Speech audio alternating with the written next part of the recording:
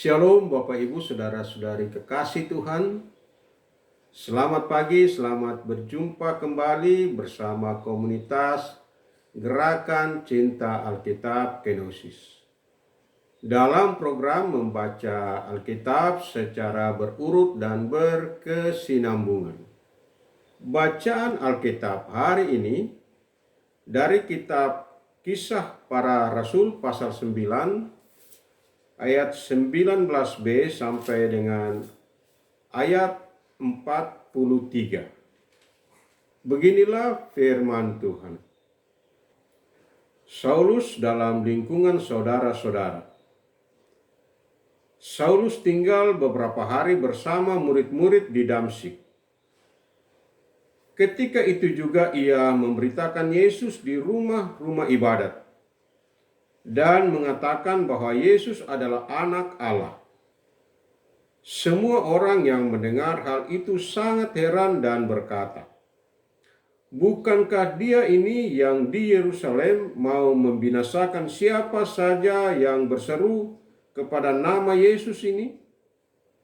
Bukankah ia datang ke sini dengan maksud untuk menangkap dan membawa mereka ke hadapan imam-imam kepala?"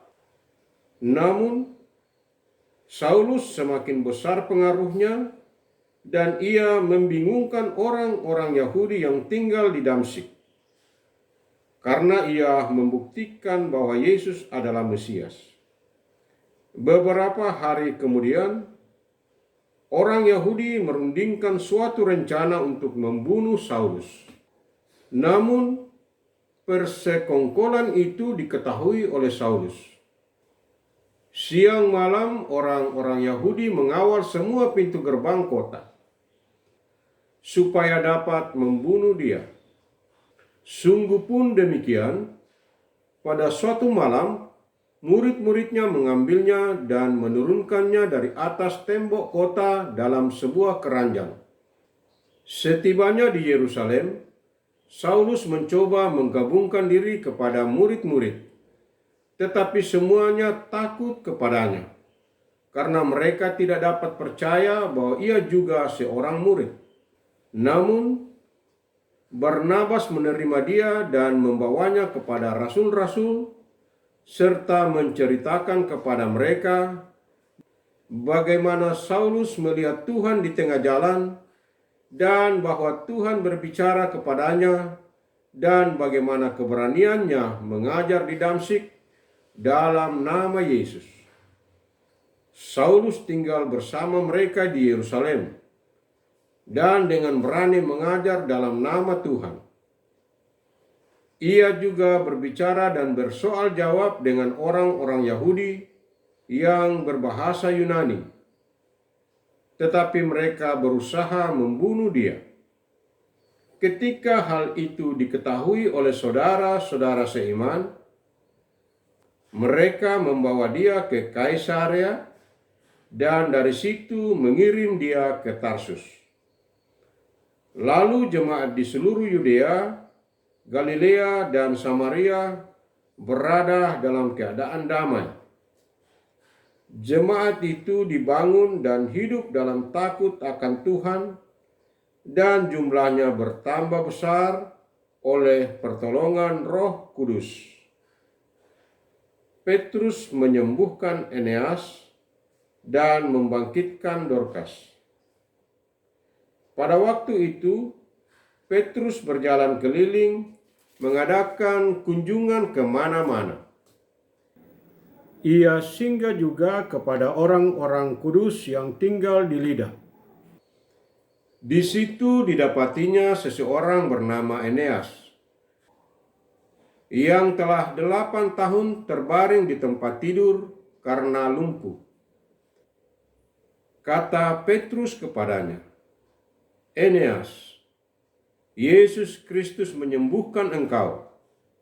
Bangkitlah dan bereskanlah tempat tidurmu."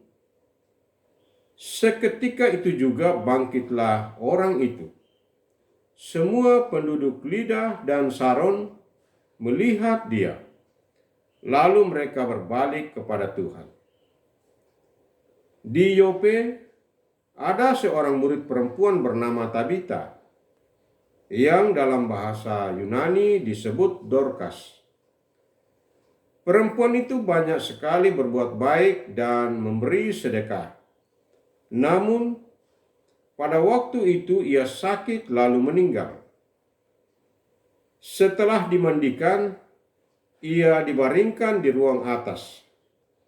Karena Lida dekat dengan Yope, murid-murid yang mendengar bahwa Petrus ada di Lida menyuruh 2 orang kepadanya dengan permintaan, "Segeralah datang ke tempat kami." Berkemaslah Petrus dan berangkat bersama mereka. Setibanya di sana, ia dibawa ke ruang atas. Semua janda datang berdiri dekatnya, dan sambil menangis, mereka menunjukkan kepadanya baju-baju dan pakaian yang dibuat Dorcas waktu ia masih bersama mereka. Namun, Petrus menyuruh mereka semua keluar. Lalu ia berlutut dan berdoa. Kemudian ia berpaling ke jenazah itu dan berkata, "Tabita, bangkitlah." Lalu Tabita membuka matanya, dan ketika melihat Petrus, ia bangun lalu duduk. Petrus memegang tangannya dan membantu dia berdiri. Kemudian ia memanggil orang-orang kudus beserta janda-janda, lalu menunjukkan kepada mereka bahwa perempuan itu hidup. Peristiwa itu tersebar di seluruh Yope, dan banyak orang menjadi percaya kepada Tuhan. Kemudian Petrus tinggal cukup lama di Yope, di rumah seseorang yang bernama Simon, seorang penyamak kulit. Amin. Demikian firman Tuhan hari ini. Yang berbahagia ialah orang yang mendengarkan firman Allah dan yang menaati, memelihara, serta melakukannya. Mari kita berdoa. Bapa kami yang di surga, dikuduskanlah namamu. Datanglah kerajaan-Mu. Terima kasih kami telah membaca dan mendengarkan firman-Mu hari ini. Tanamkanlah firman-Mu di hati kami, dan tuntun kami agar kami menjadi pelaku-pelaku firman. Tuhan Yesus Juru Selamat kami. Kami akan segera memulai aktivitas kami hari ini. Berkati dan lindungilah kami dalam melaksanakan tugas, tanggung jawab, dan kewajiban kami, agar kami dapat mengerjakannya dengan baik dan menjadi kemuliaan bagi nama. Di dalam nama Yesus kami berdoa. Amin. Terima kasih telah mengikuti program ini dengan baik. Renungkanlah firman Tuhan yang telah kita baca dan dengarkan hari ini. Lalu temukan rema dan hikmat di dalamnya. Marilah kita memasuki hari ini dengan hati yang bersukacita, penuh semangat, dan dalam segala keadaan. Tetaplah teguh dalam iman, pengharapan, dan kasih. Selamat beraktivitas, dan Soli Deo Gloria. Amin.